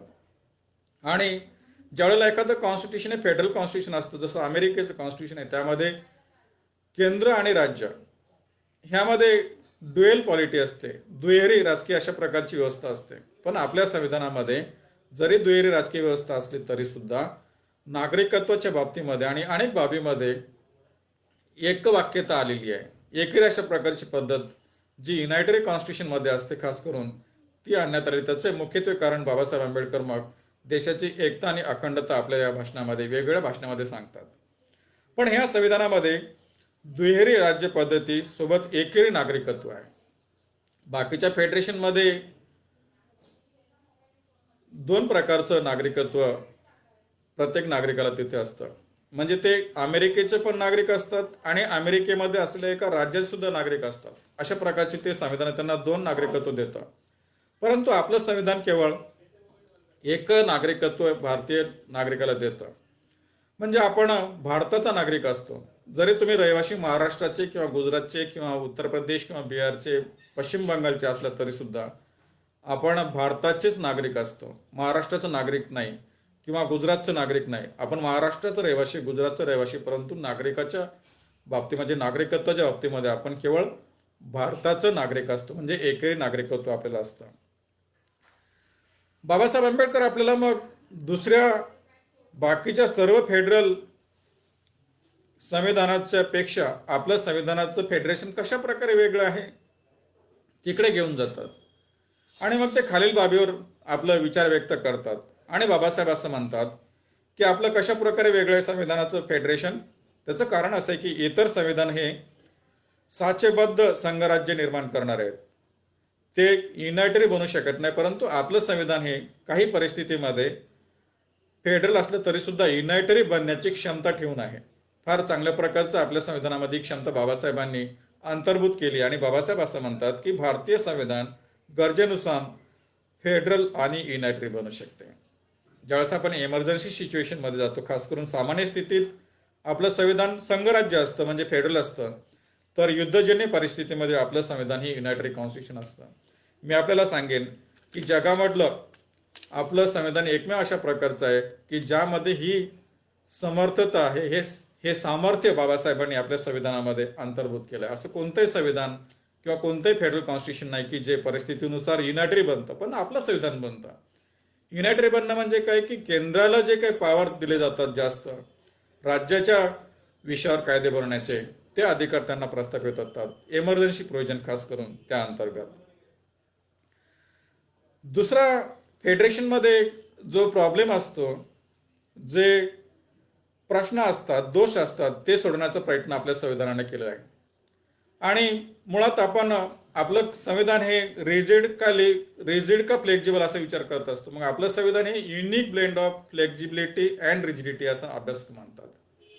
बाबासाहेब आंबेडकर असं मानतात की कोणतेही फेडरल कॉन्स्टिट्यूशन हे मुख्यत्वे रिजिड असतात आणि त्यामुळं रिजिड म्हणजे ताठर असतात. ज्यावेळेला संविधानामध्ये काही दुरुस्ती करायची असते तर ती दुरुस्ती करत असताना फार औपचारिक प्रोसिजर दिलेली असते. आणि आपल्या संविधानामध्ये फेडरल असलं तरी सुद्धा ह्यामध्ये आपण एक प्रयत्न केलेला आहे की जो दोष असतो, अंगभूत दोष या फेडरल कॉन्स्टिट्यूशनमध्ये जगाच्या पाठीवरच्या, तो आपण कमी करण्याचा प्रयत्न केला. आणि आपल्या संविधानामध्ये वाचत असताना किंवा अभ्यास करत असताना त्या बाबी आपल्या लक्षात येतील.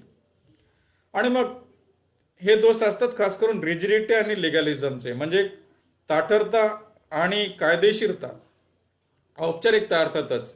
हे दोष आपल्या संविधानामध्ये का कशा प्रकारे येऊ नयेत, त्याच्यावर काय अंमलबजावणी केली पाहिजे, उपाययोजना केली पाहिजेत, बाबासाहेब आंबेडकर त्याचा विचार करतात. आणि मग 2 उपाययोजना आपल्या संविधानामध्ये त्यांनी आणण्याचा प्रयत्न केला.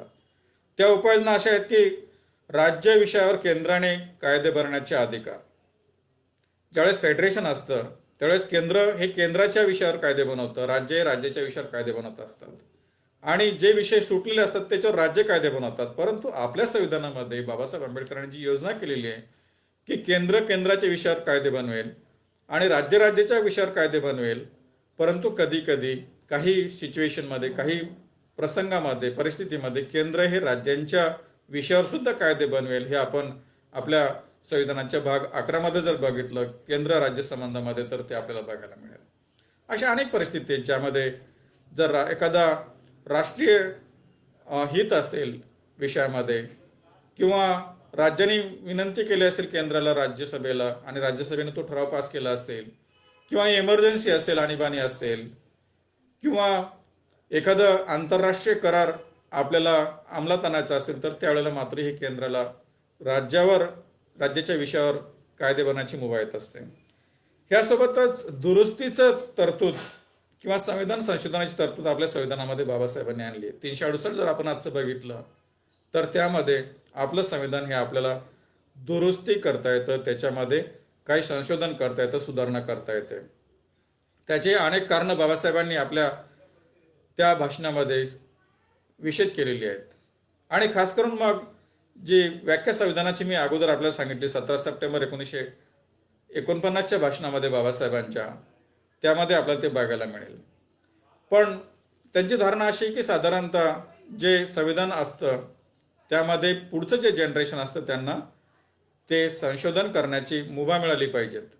आणि ह्या दोन कारणं जी आहेत, मग राज्य विषयावर केंद्राने बनवलेले कायदे आणि दुरुस्तीची तरतूद, या दोन गोष्टीमुळं त्या फेडरल कॉन्स्टिट्यूशनच्या मध्ये जे अंगभूत अशा प्रकारचे दोष असतात ते दूर होतील अशी बाबासाहेबांची इथे भूमिका आहे. तर ह्यासोबतच आपल्या देशाचं ऐक्य अबाधित ठेवण्यासाठी कोणत्या प्रकारच्या उपाययोजना आपल्या संविधानामध्ये आलेल्या आहेत ते सुद्धा आपल्याला फार मोठं आजच्या प्रासंगिक दृष्टिकोनातून सुद्धा त्याला फार मोठं महत्त्व आहे असं मी मानतो. त्याचं कारण असं आहे की आज देशामध्ये अशा अनेक विचारधारा, अनेक धार्मिक कलह, जातीय कलह, त्यासोबतच प्रांतिकवाद, भाषावाद अनेक प्रकारचे जे सुरुवातीपासूनच आहेत. आणि मग आपल्या देशाला एकसंघ ठेवण्यामध्ये जर कोणाची महत्त्वाची भूमिका असेल तर ती आहे या संविधानाची आणि पर्यायाने डॉक्टर बाबासाहेब आंबेडकरांची. ज्या अर्थी डॉक्टर बाबासाहेब आंबेडकरांनी ह्या संविधान निर्मितीमध्ये आणि अशा प्रकारच्या संविधान निर्मितीमध्ये ज्या तरतुदी करत असताना फार महत्त्वाची भूमिका पार पाडलेली आहे. डॉक्टर बाबासाहेब आंबेडकर असं म्हणतात की मग देशाचं ऐक्य अबाधित ठेवण्यासाठी कोणत्या प्रकारच्या उपाययोजना आपण संविधानामध्ये केल्या आहेत त्या तरतुदी आपल्याला बघता येतील. 3 गोष्टी बाबासाहेब देतात की एकच न्याय पद्धती आपल्या देशामध्ये आहे, युनिफॉर्म ज्युडिशरी किंवा सिंगल ज्युडिशरी. फेडरेशनमध्ये कसं असतं, केंद्राचं न्यायव्यवस्था वेगळी असते, राज्याची न्यायव्यवस्था वेगळी असते, परंतु आपल्यामध्ये युनियन ज्युडिशरी आणि स्टेट ज्युडिशरी त्यासोबतच सबऑर्डिनेट ज्युडिशरीच्या तरतुदी असतात. तरीसुद्धा ही एकंदरीत सर्व न्यायव्यवस्था एकच अशा प्रकारची आहे. त्यासोबत मूलभूत दिवाणी आणि फौजदारी कायद्यात एक वाच्यता आहे पूर्ण भारतामध्ये. त्यासोबतच समान भारतीय नागरी सेवा, ऑल इंडिया सर्व्हिसेस, ह्या 3 बाबी आपल्या संविधानामध्ये ज्या आणलेल्या आहेत त्या 3ही बाबीचं कारण हे आहे की ह्या देशाचं जे ऐक्य आहे, जे आपलं स्वप्न होतं की हा भारत एकसंघ अखंडित इथून पुढे सुद्धा राहील, ह्या 3 बाबी आपल्या संविधानामध्ये डॉक्टर बाबासाहेबांनी आणण्याचा प्रयत्न केला आपल्या अनेक तरतुदीमध्ये. मग त्या तिथे जर आपण गेला, ज्युडिशरीचे प्रावधान आपण बघितले न्यायव्यवस्थेचे, किंवा ज्या राज्य आणि केंद्रामध्ये जी विभागणी केली अधिकारांची शेड्यूल 7 मध्ये आपण जर बघितलं 3 लिस्ट तयार केलेल्या असतात शेड्यूल 7 मध्ये, ज्यामध्ये खास करून तुमचं युनियन लिस्ट असते, स्टेट लिस्ट असते, कॉन्करंट लिस्ट असते की कोणत्या विषयावर केंद्राने कायदा बनवायचा, कोणत्या विषयावर राज्याने कायदा बनवायचा आणि कोणते असे विषय की दोघांच्या हिताचे असतील त्याच्यावर कायदा बनवायचा. त्या अनुषंगाने मग हे तरतुदी येतात. पण खास करून मूलभूत दिवाणी आणि फौजदारी कायदे जे पूर्ण भारतामध्ये लागू असलेले, त्यामध्ये एक वाक्यता आणण्याचा प्रयत्न बाबासाहेबांनी केला. आणि ऑल इंडिया सर्व्हिसेस ह्या 3 गोष्टी इथे महत्त्वाच्या आहेत. ह्या काही बाबी बाबासाहेबांनी आपल्या संविधान सभेमध्ये भाषण करताना ह्या संविधानाच्या अनुषंगाने मांडलेल्या होत्या. तर दुसऱ्या भागामध्ये त्यांनी काही टीका आणि आक्षेप यावर आपलं मत व्यक्त केलेली होती, त्याकडे आपण आता जाणार आहोत. तर 9 प्रकारच्या टीका बाबासाहेबांच्या भाषणामध्ये उल्लेख झालेले आहेत. ज्या अभ्यासकांनी किंवा संविधानाच्या टीकाकारांनी ज्या केल्या होत्या त्या एकंदरीत 9 अशा प्रकारच्या आक्षेप किंवा टीका झाल्या होत्या. आणि त्या प्रत्येक टीका टिप्पणीवर आक्षेपावर बाबासाहेबांनी फार मार्मिक अशा प्रकारचं त्याला उत्तर दिलं होतं. ह्यामधून सुद्धा आपल्या संविधानाची काही ओळख आपल्याला नक्कीच होईल अशी माझी धारणा आहे. पहिली गोष्ट, पहिली जी टीका आपल्या संविधानावरती बाबासाहेबांनी मांडली ती आहे की संविधानामध्ये आपल्या नाविन्य काही नाही आहे, म्हणजे नवीन गोष्ट संविधानात काही नाही. टीकाकारांचं असं म्हणणं होतं की इतर संविधानाच्या काही तरतुदी आहेत, त्यामधून त्या तरतुदी आपल्या संविधानामध्ये घेतल्या आहेत. आणि गव्हर्नमेंट ऑफ इंडिया ॲक्ट 1935 किंवा भारत सरकारचा 1935चा कायदा ह्यामधून अनेक तरतुदी आपल्या संविधानामध्ये आहेत. ही खरी गोष्ट आहे. परंतु आपल्या संविधानामध्ये काहीच नाविन्यपूर्ण अशा प्रकारच्या तरतुदी नाहीत. ह्या टीकेला बाबासाहेबांनी जे उत्तर दिलं होतं ते असं म्हणाले की आजच्या घडीला निर्माण झालेल्या संविधानात काहीतरी नवीन असू शकते का, असा प्रश्न त्यांनी टीकाकारांना विचारला. कारण 100 वर्षाचा जर आपण इतिहास बघितला तर अनेक संविधानं तयार झालीत आणि मग ह्या साऱ्या संविधानामध्ये ज्या अगोदरच्या संविधानामध्ये होती त्या संविधानातून अनेक गोष्टी नवीन संविधानामध्ये येतच असतात, ते अपरिहार्यपणे येतात. मग आज आणखी नवीन गोष्टीला येण्यासाठी कोणत्या प्रकारची स्कोप आहे, कशा प्रकारच्या त्या येऊ शकतील, हा प्रश्न ते विचारतात. आणि मग जुन्या संविधानातील दोष दूर करणे हेच महत्त्वाचं आहे असं बाबासाहेब मानतात. जे संविधानामधून आपण गोष्टी घेतल्यात त्यामध्ये जे दोष आहेत ते कसे दूर होतील आणि आपल्या संविधानामध्ये जास्त चांगल्या प्रकारे कशा गोष्टी येतील, चांगल्या तरतुदी कशा आणता येऊ शकतील, त्या आपण आणण्याचा प्रयत्न केलात आणि त्या आपल्या संविधानामध्ये आहेत. जर आपण जे अगोदरचे उल्लेख केला, जसं अमेरिकन कॉन्स्टिट्यूशनमधून काही बाबी घेतल्या आपण तर काही नाही घेतल्या, ऑस्ट्रेलियाच्या कॉन्स्टिट्यूशनमधून आपण काही घेतल्या, काही नाही घेतल्या, काही इंग्लंडमधून घेतल्या तर काही दुसऱ्या आयरिश कॉन्स्टिट्यूशनमधून घेतल्या. चांगल्या बाबी ते दोष मुक्त अशा प्रकारचं आपलं संविधान करण्याचा बाबासाहेबांनी नक्कीच प्रयत्न केलेला आहे. तर चांगल्या गोष्टी स्वीकारण्यात काय चूक आहे हे पण बाबासाहेब असं मानतात की चांगल्या गोष्टी आपण ह्या दुसऱ्या संविधानामध्ये नक्कीच स्वीकारल्या पाहिजेत, कारण त्यामध्ये आपल्या देशाचं हित आहे.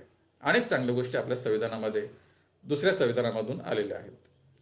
दुसरी टीका आपल्या संविधानावर जी होते ती आहे प्राचीन भारतीय राज्यव्यवस्थेचे प्रतिबिंब आपल्या संविधानामध्ये नाही आहे. लक्षात घ्या, टीकाकारांना जे म्हणायचं होतं की जे प्राचीन इतिहास या देशाचा आहे, संस्कृती आहे, ज्याला अर्थात असं मानतात सो कॉल्ड किंवा तथाकथित अशा प्रकारची जी संस्कृती या देशाची आहे याचं प्रतिबिंब आपल्या संविधानामध्ये नाही, अशी एक टीका होत असते. आणि टीकाकारांचं असं मत होतं की प्राचीन हिंदू राज्यव्यवस्था आपल्या संविधानामध्ये आली पाहिजे होती.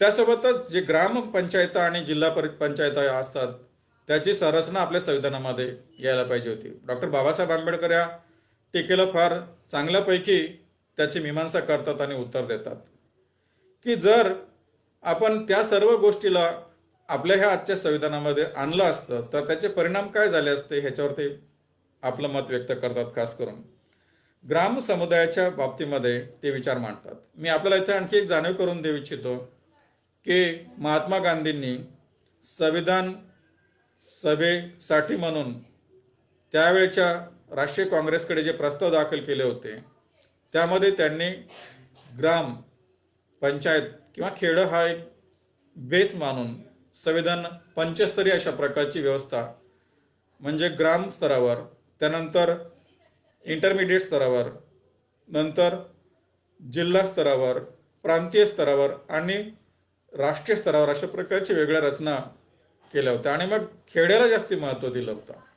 पण खेड्याच्या परिस्थितीवर डॉक्टर बाबासाहेबांचं फार मोठं आक्षेप होता आणि मग ती खेड्यातली स्थिती कशी असते, आजही कशी आहे, याचे सुद्धा आपल्याला नक्कीच त्याचाही विचार करता येऊ शकेल.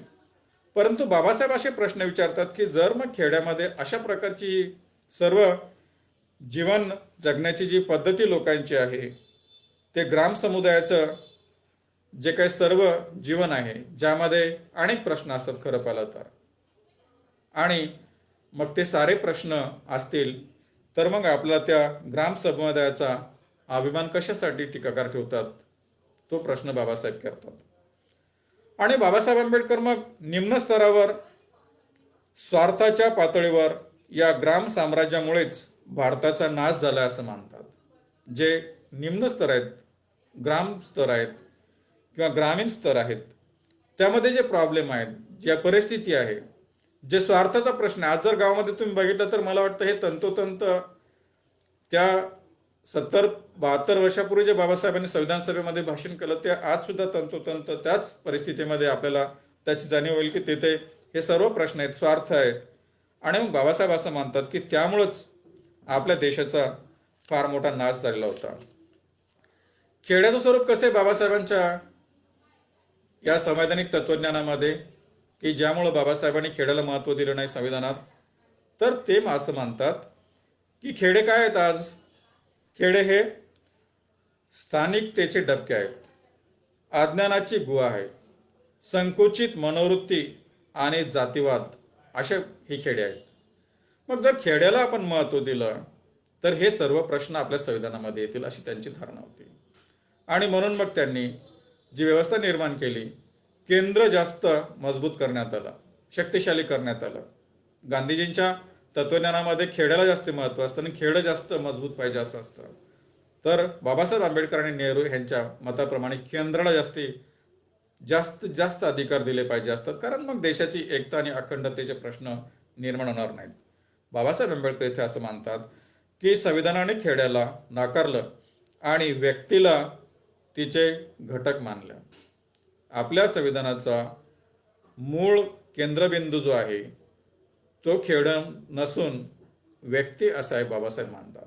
आणि मग आपण जर संविधानामधील भाग 3 पाहिला, खास करून ज्यामध्ये मूलभूत अधिकार आहेत, ते सर्व मूलभूत अधिकार हे व्यक्तीला, भारताच्या नागरिकाला आपलं संविधान देतं. अनेक प्रकारचे मूलभूत अधिकार आपल्या संविधानामध्ये आहेत. आपण ते अभ्यासकांनी 3रा भाग संविधानाचा अभ्यास, ज्यामध्ये समानतेचा अधिकार आपल्याला मिळालेला आहे, कलम नंबर 14, 15, 16, 17, 18 याप्रमाणे.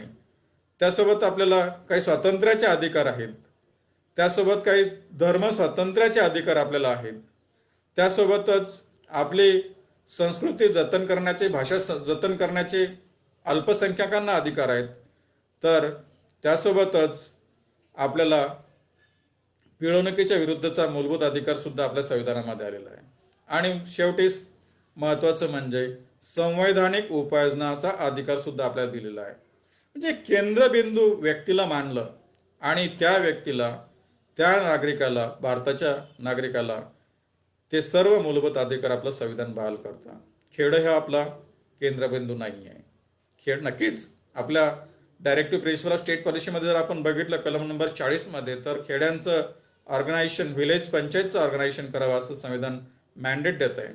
डायरेक्टिव्ह प्रिन्सिपलमध्ये जे अधिकार आपल्याला दिलेले आहेत आपले, ते अधिकार सुद्धा आहेत. त्याच्यावर अनुषंगाने सुद्धा काही टीका झाला, तिथे सुद्धा आपण येणार आहोत. पुढची टीका जी झाली आपल्या संविधानावर, आणि बाबासाहेब त्याचं उत्तर जे दिलं होतं की अल्पसंख्याकांसाठी केलेल्या ज्या सवलती आहेत आपल्या संविधानामध्ये, त्यावर फार मोठी टीका टिप्पणी झाली होती.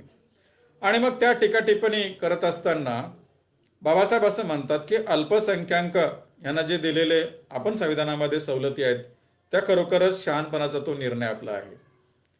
आणि बाबासाहेब असं मानतात की अल्पसंख्याक आणि बहुसंख्याक हे खरं पाहिलं तर दोघांची चूक या देशामध्ये आहे. त्याची चूक अशा प्रकारची बाबासाहेब मानतात, ते मुद्दा विशद करताना, की एकतर बहुसंख्याकांनी अल्पसंख्याकांचं अस्तित्व नाकारलेलं आहे या देशामध्ये, आणि अल्पसंख्याक सुद्धा आपल्या अल्पसंख्याकत्वाला गोंधळत बसलेत. ह्या दोघांच्याही चुका आहेत.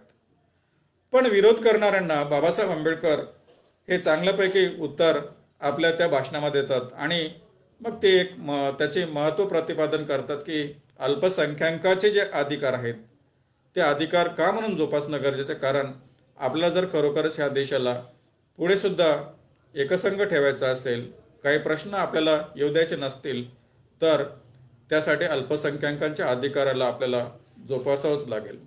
ॲक्च्युली इथे मी तो पॅराग्राफ आपल्यासमोर वृद्धिंगत करण्याचा माझा विचार होता, परंतु आपल्याकडे फार वेळ नाही आहे, वेळ आपली फार वेगानं पुढे धावत आहे, म्हणून ते मी इथे तुर्तास थांबवतो. मूलभूत अधिकारांच्या विषयी अनेक टीका झाल्या होत्या. जसं मी अगोदर सांगितलं की पार्ट 3 मध्ये किंवा तिसऱ्या भागामध्ये आपल्याला मूलभूत अधिकार मिळालेत वेगळ्या वेगळ्या प्रकारचे. तर त्यामध्ये ज्या टीका होतात खास करून आपल्या त्या मूलभूत अधिकारांच्या तरतुदीवर, त्या अशा आहेत की एकतर हे मूलभूत अधिकार आपल्याला एका हाताने दिले, दुसऱ्या हाताने काढले. कारण मूलभूत अधिकार हे काही ॲब्सोल्यूट नाही आहेत. सर्व मूलभूत अधिकार हे काही ना काही निर्बंधांना अधीन अशा प्रकारचे असतात. आणि म्हणून मग मूलभूत अधिकार हे गिळंकृत केलेत ड्राफ्टिंग कमिटीनं, अशी त्याच्यावर टीका झालेली होती. बाबासाहेब असं मानतात की हे गैरसमजुतीतून अशा प्रकारची टीका होते आणि मूलभूत अधिकार हे अनिर्बंध असू शकत नाहीत.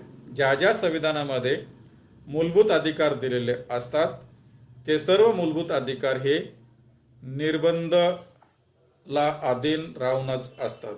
अनिर्बंधित अशा प्रकारचे मूलभूत अधिकार नागरिकांना असू शकत नाहीत, असं बाबासाहेब आंबेडकर प्रतिपादन करतात. आपल्याला फार चांगल्या प्रकारचे मूलभूत अधिकार संविधानाने दिलेले आहेत. कारण मूलभूत अधिकारावर विचार मांडणं हा एक स्वतंत्र विषय आहे, त्याला आणखी आपल्याला बराच वेळ लागू शकेल. तर मी इथे तुर्तास ते आपल्यासमोर मांडण्याचं थांबवत आहे. त्यानंतर मार्गदर्शक जे तत्व आपल्या संविधानामध्ये directive principle of state policies, ह्याच्यावर सुद्धा टीका आपल्या संविधानामध्ये होत असते. भाग 4 मध्ये ते निर्देश आलेले आहेत. त्यावर टीका कोणती असते? मुख्यत्वे करून तर ती असते की हे केवळ निव्वळ पवित्र घोषणा आहेत आणि त्या राज्यावर बंधनकारक नाही आहेत. बाबासाहेब आंबेडकर ह्या डायरेक्टिव्ह प्रिन्सिपल ऑफ स्टेट पॉलिसीची इन्स्ट्रुमेंट ऑफ इन्स्ट्रक्शन सोबत तुलना करतात.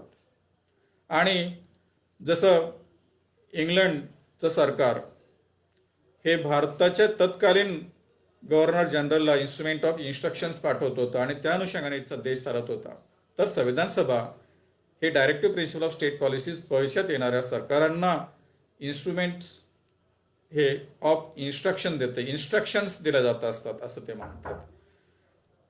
बाबासाहेब आंबेडकर असं मानतात की सत्ता प्राप्तीसाठी हे महत्त्वाचे आहे. जी टीका याच्यावर खास करून होते ते असे होते की बाबासाहेब आंबेडकर त्या टीकेला उत्तर देतात की हे directive principle of state policies enforceable नाहीत, अशी टीका होते. त्याची अंमलबजावणी होत नाही. पण तसं नाही आहे खरं पाहिलं तर.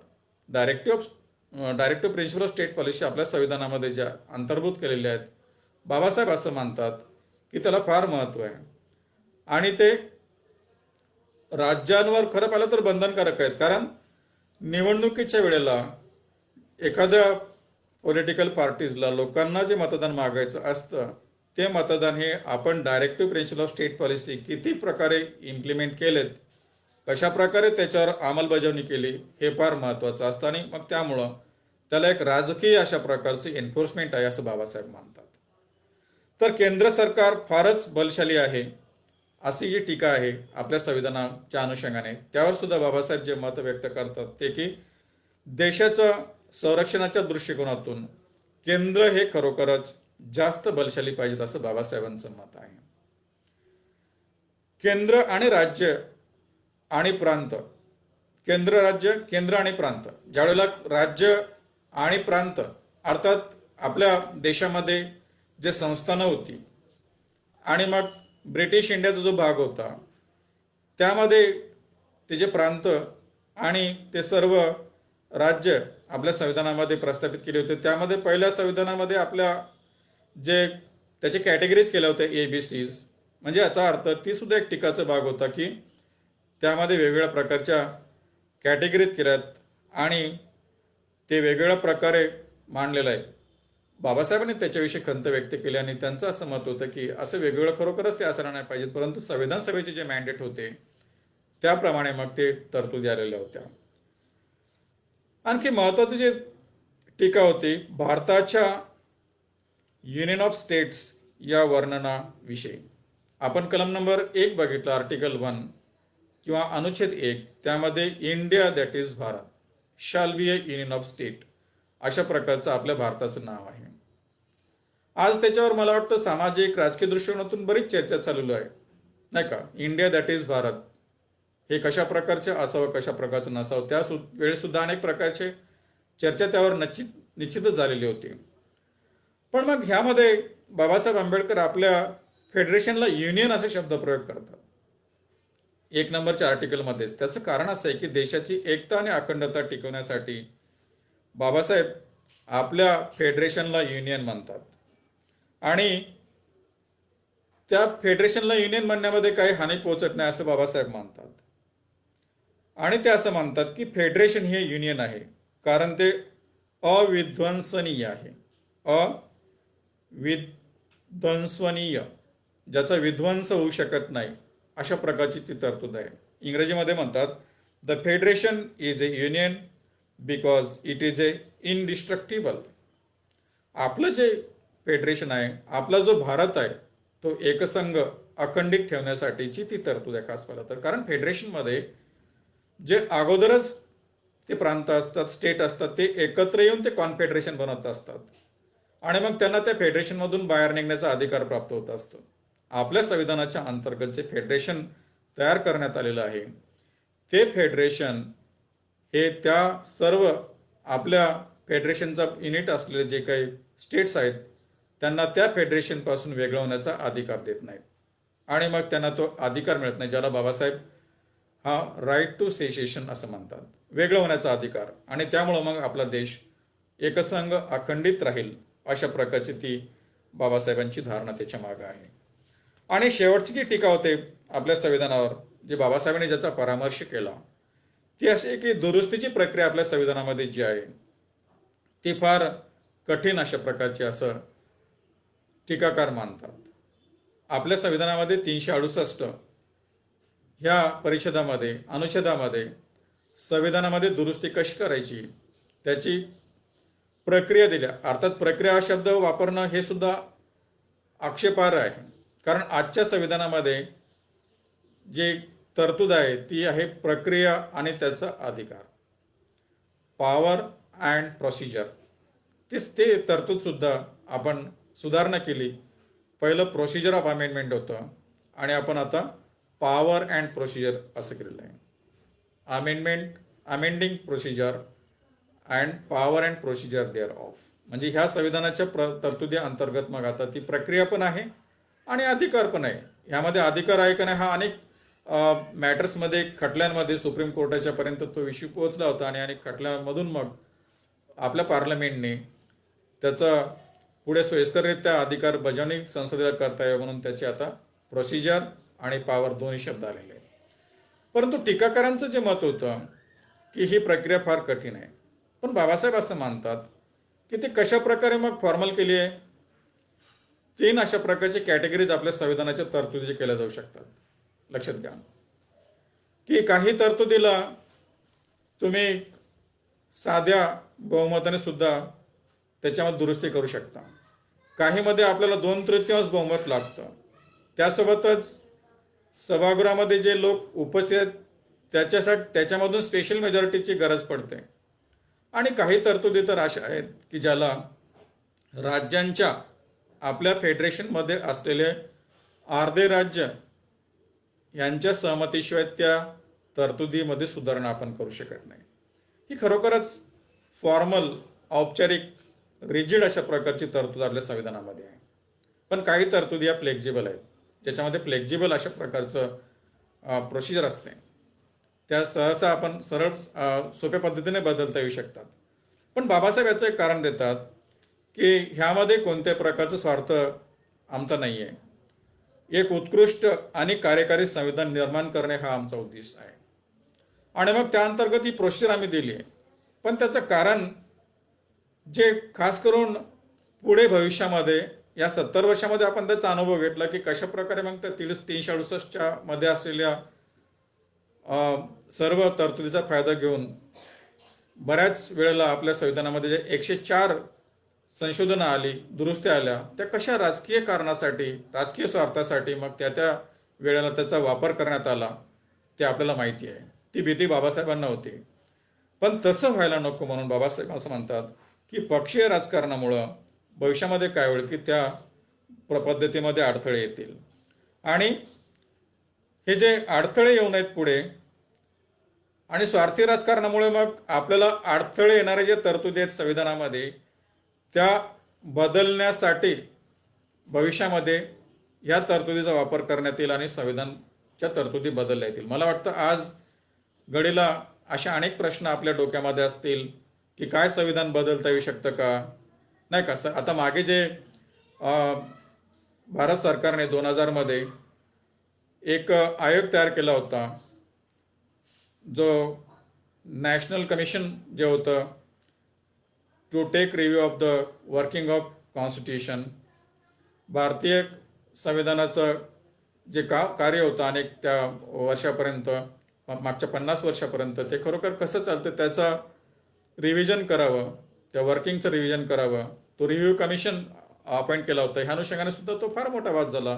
42वी घटना दुरुस्ती, त्याच्या अगोदरच्या अनेक घटना दुरुस्त्या वादाचे विषय ठरलेल्या होत्या. मग अशा अनेक प्रश्न लोकांच्या डोक्यामध्ये असतात आणि बाबासाहेबांनी ती भीती दुरुस्त करण्यास, त्यांच्यामधील जाण्यासाठी ॲक्च्युली की संविधानाच्या प्रक्रियेमध्ये दुरुस्ती करत असताना ही एक अपरिहार्य बाब त्यांना मानायची होती. ह्या संविधानाची ठळक वैशिष्ट्ये आणि अशा प्रकारच्या टीकांना बाबासाहेबांनी उत्तर दिलेली होती. शेवटच्या समारोपाच्या मुद्द्याकडे मी येईन. चौथ्या या भागातील तो असा होता, तिसरा भाग, की त्याच्या अगोदर एक गोष्ट मी आपल्याला सांगितली की 4 नोव्हेंबर 1928च्या भाषणामधून सांगितली पाहिजे. त्या भाषणाचा समारोप बाबासाहेबांनी फार समर्पकपणे केलेला होता. आणि बाबासाहेब आंबेडकर असं म्हणाले होते की कोणतंही संविधान परिपूर्ण असू शकत नाही.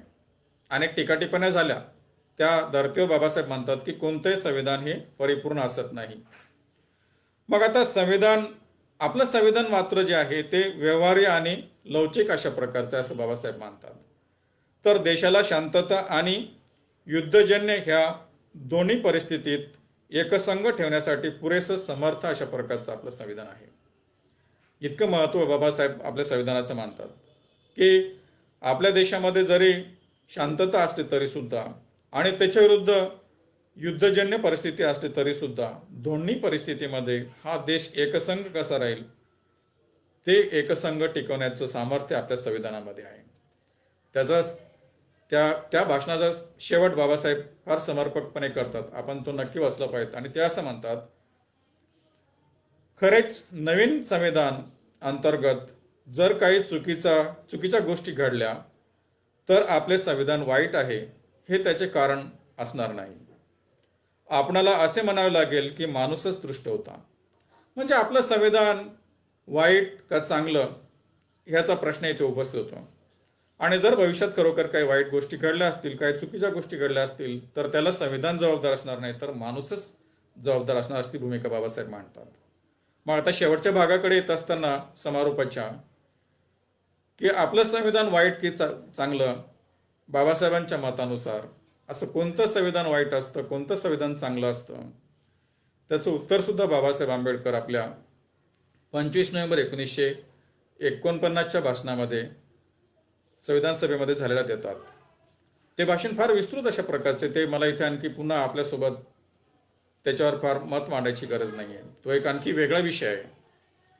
आणि त्यामध्ये आपण संविधान सभेचे वादविवाद खंड 11 पेज नंबर 972 पासून 981 पर्यंत ते भाषण आपल्याला वाचायला मिळेल. 975 या पेजवर 11व्या खंडाच्या संविधान सभेच्या वादविवादामध्ये हे वाक्य बाबासाहेबांचे जे मी आपल्याला सांगू इच्छितो, किंवा डॉक्टर बाबासाहेब आंबेडकर लेखन आणि भाषणे याच्यामधील खंड 18 आणि भाग 3 पृष्ठ 165 वर आपल्याला हे बघायला मिळेल.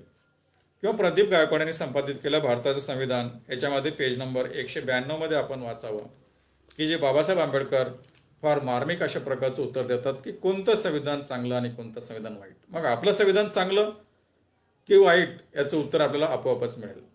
मग आपलं संविधान पुढे भविष्यामध्ये चिरकालपर्यंत चांगलं राहण्यासाठी काय काय आपल्याला उपाययोजना कराव्या लागतील, नक्कीच त्याकडे मी आपल्याला घेऊन येईल. बाबासाहेब असं मानतात की संविधान कितीही चांगले असो, ते राबविण्याची जबाबदारी ज्यांच्यावर आहे ते जर अप्रामाणिक असतील तर ते वाईट ठरल्याशिवाय राहणार नाही. तसेच संविधान किती वाईट असो ते राबविण्याची जबाबदारी ज्यांच्यावर आहे ते जर प्रामाणिक असतील तर ते चांगले ठरल्याशिवाय राहणार नाही. म्हणजे अंतिमतः बाबासाहेबांच्या मतानुसार ते संविधान चांगलं का वाईट हे संविधान राबवणाऱ्यांवर अवलंबून असतं. बाबासाहेब आंबेडकर त्या संविधान राबवणाऱ्यांसाठी दोन शब्द प्रयोग करतात इंग्लिशमध्ये, गुड लॉट आणि बॅड लॉट. भाषांतर करताना प्रामाणिक किंवा चांगली वृत्ती असलेले आणि बॅड लॉटला अप्रामाणिक आणि वाईट वृत्ती असलेले अशा प्रकारचं मानतात. म्हणजे याचा अर्थ जर संविधान राबवणारे लोक चांगली वृत्ती असलेले किंवा प्रामाणिक असतील किंवा बाबासाहेबांच्या मताप्रमाणे प्रत्यक्ष गुड लॉट असतील तर संविधान वाईट असलं तरी सुद्धा ते चांगलं ठरते. आणि संविधान चांगलं असून सुद्धा एक जर संविधान राबवणारे लोक बॅड लॉट असतील किंवा अप्रामाणिक असतील किंवा वाईट वृत्तीचे असतील तर मग ते संविधान चांगलं असलं तरी सुद्धा वाईट ठरतं असं बाबासाहेब तो विचार मांडतात. आपल्या संविधानाच्या वर विचार करत असताना, ओळखीचा वर खास करून इथे मत व्यक्त करत असताना मला वाटतं की आपण या बाबीचा नक्की विचार केला पाहिजे.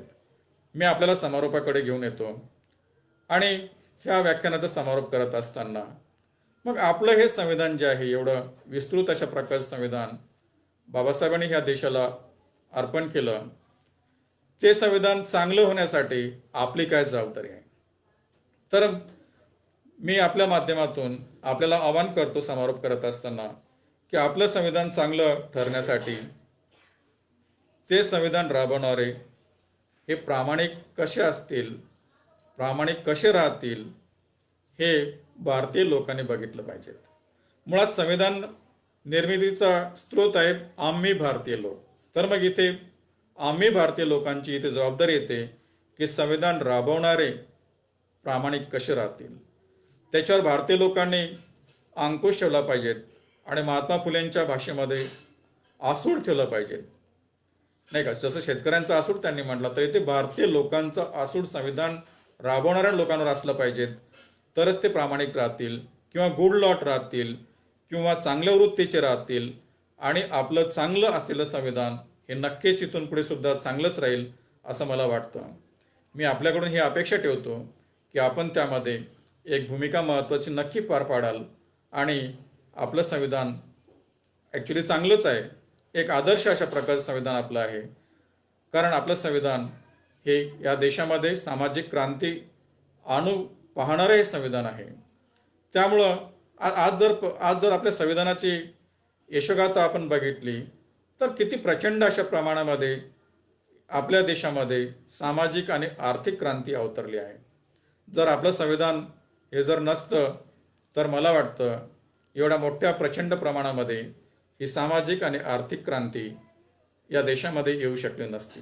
आणि माझी अशी धारणा आहे की आपण सर्व लोक, सर्व भारतीय नागरिक ह्या देशामधील संविधान राबवणारे जे कोणी जबाबदार लोक असतील त्यांना आपण गुड लॉट कसं करू, चांगल्या वृत्तीचे प्रामाणिक कशा प्रकारचे करण्यासाठी मदत करू किंवा त्यांना बंधनकारक आपण ते करू.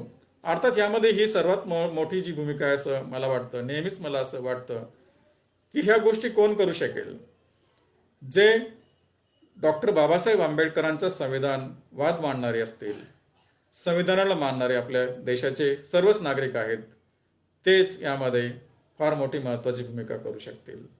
आणि यामध्ये मला वाटतं की आपल्यासारख्यांची फार मोठी भूमिका आहे, ती आपण नक्कीच पूर्णत्वास न्याल एवढी इथे अपेक्षा बाळगतो. आणि आपण मला या आधार फाउंडेशनच्या पेजवर आपल्या सर्वांसोबत इथे काही मत व्यक्त करण्याची, डॉक्टर बाबासाहेब आंबेडकरांनी करून दिलेली संविधानाची ओळख आपल्यासमोर मांडण्याची संधी प्राप्त करून दिली. आपण सर्वांनी यामध्ये सहभाग दाखवला त्याबद्दल आपल्या सर्वांचं मी इथे आभार व्यक्त करतो आणि पुन्हा एकदा आयोजकांचं अभिनंदन करतो की आपण हा फार स्तुत्य अशा प्रकारचा उपक्रम आपण हाती घेतलेला आहे. आपल्या पुढील सर्व उपक्रमांना मी माझ्या वैयक्तिक वतीनं हार्दिक सदिच्छा, मंगलकामना व्यक्त करतो आणि इथे हे आजचं व्याख्यान या प्रस्तावित विषयावरचं थांबवतो. जय भीम, जय भारत, जय बुद्ध, जय संविधान.